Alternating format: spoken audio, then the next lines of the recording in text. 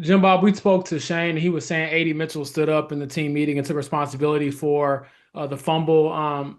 I guess, what do you say to a player in that moment and then beyond that moment after something like that happens? It's a learning opportunity for a young player. Um, there was a lot of game left to play, and you want to sort of anytime you have a play that you regret or a play you're not proud of, you want to be able to learn from that thing long term. But in the moment, you got to sort of flush the negative thoughts or the negative energy and go play the next play, and that's what we try to encourage out of our guys. So things are going to happen in this league. You're going to have good plays or bad plays, and whether it's all sorts of different type of things that can happen. You want to be able to flush the bad ones, move on and play your best moving forward. That's what we try to encourage. Joel.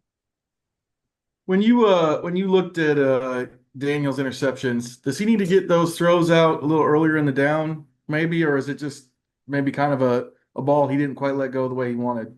I think each turnover has its own story. I think that both of those we were kind of pushing the ball down the field and had a shot to really attack the defense down the field with a look that we thought we liked. We'll talk with Daniel about how to work different versions of those throws and how to make those things. But we're gonna stay aggressive, pushing the ball down the field, and certain defenses will give you opportunities at them, and you got to do what we can do offensively to give our guys the best chance to go up and make that play, or maybe as a coaching staff put them in a little bit better position to make the throw and make the catch. So just big part of offensive football is sort of cleaning all that stuff up on our end as coaches, so the players can go out there and execute. We'll work to do that, and those guys are going to keep ripping it out there and keep trying to go make those plays. Kevin. How big of a menace is Maxx Crosby? About the biggest you can. I don't know. I don't have enough words in my vocabulary to describe it. He's a force on the field. He's one of the best players in the league. He has been for several years. He's an excellent football player. He plays just about every single down of the game, and he plays at maximum intensity every single down he's out there. He competes to and through the whistle. If we weren't playing against him, he's a pleasure to watch play football. He's just a great football player. But we are playing against him this week, so we're excited for the challenge, and we're aware of the challenge. And he's like I said, he's one of the best players in football for a reason, and I think our guys are excited to go up against him. But yeah, it's impressive to watch him fly around and make plays and defeat blocks and make sacks and interceptions and fly over the top of piles or around blocks or swim blocks. And he's got a lot of different tools at his disposal for wreaking havoc. So we're gonna make sure we have a great idea of just everything that's in his arsenal and go give it our best. He's a great player, and like I said, the challenge will be a large challenge, and we'll look forward to tackling that thing. But he's a heck of a player.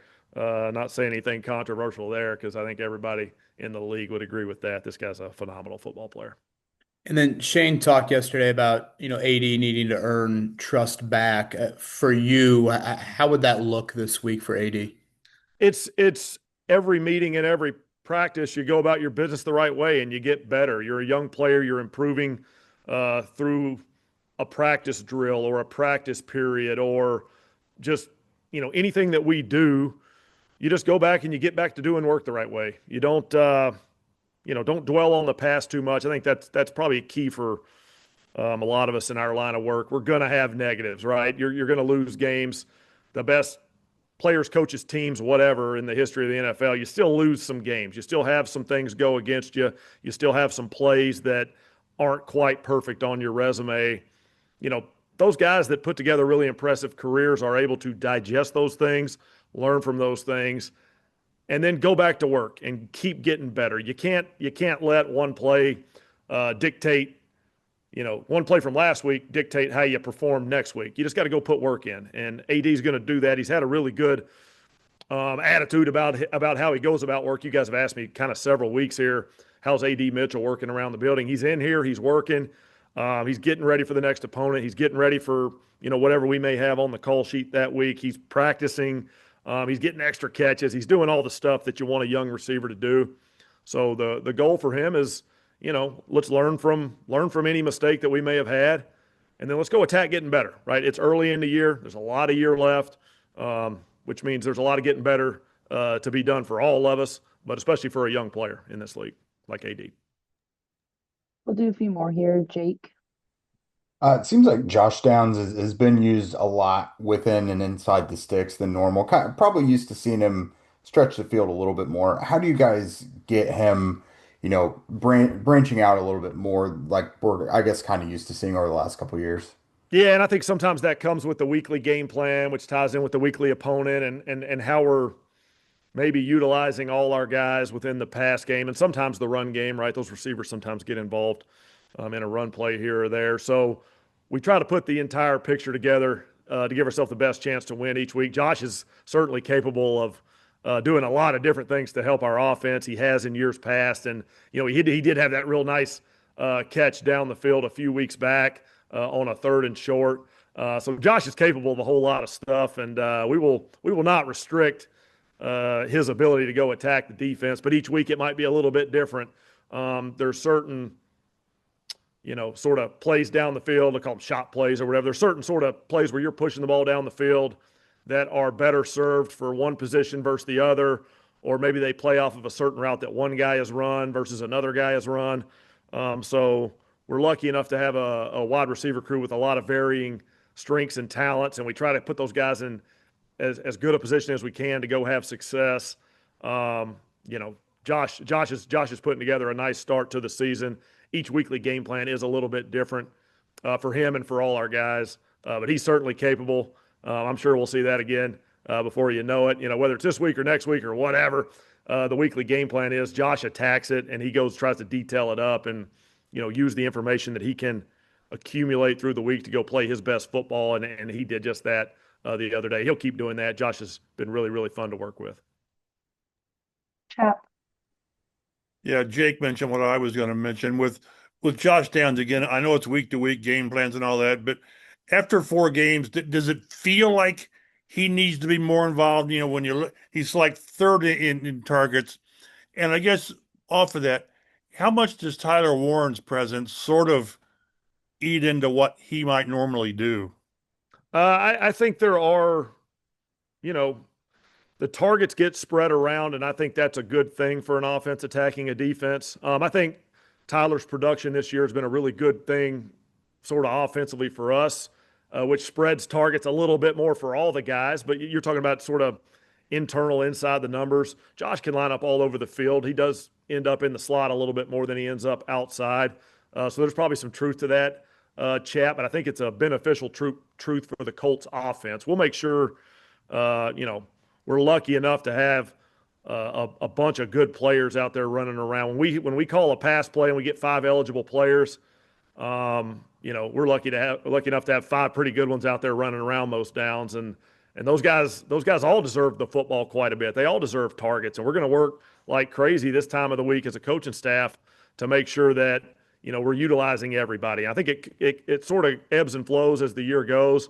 I wouldn't be shocked at all if you look up and Josh Downs has a huge game one of these games, because he's working in that way, and as things sort of come and go, the ball tends to find you. So he's going to keep working the right way. I have a lot of confidence in that. He'll be a really, really good football player for us all year. And I think that, like I said, the targets will kind of go up and down for each guy as the week goes, and that has to do with the opponent and us and our game plan and all that stuff each week. So we're real happy with Josh, and he's going to keep helping us sort of try to put our best foot forward offensively as the year goes. And last question, Stephen. Hey, Bob, super random. I think Daniel wears one of those wristbands with the calls on it.